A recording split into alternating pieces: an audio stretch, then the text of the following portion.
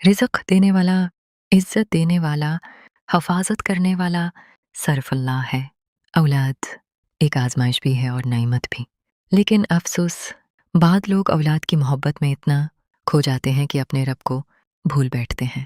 دن رات بچوں کی فکر، ان کے مستقبل کی فکر، ان کی آسائشوں کی فکر، یہاں تک کہ بعض عورتیں اپنی نمازیں تک چھوڑ دیتی ہیں۔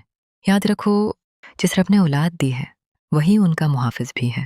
اگر انسان دنیاوی رشتوں میں ایسا کھو جائے کہ اللہ سے دور ہو جائے تو یہ اپنے نفس پر ظلم ہے، کیونکہ ایک دن ہم سب نے واپس جانا ہے اور جواب دینا ہے اس رب کو جو آج بھی ہمیں رزق دے رہا ہے، عزت دے رہا ہے، سانس دے رہا ہے اور حفاظت فرما رہا ہے۔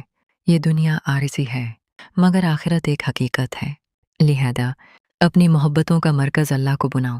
اولاد سے محبت کرو مگر رب کو بھول کر نہیں۔ اللہ ہم سب کو دین اور دنیا میں توازن عطا فرمائے۔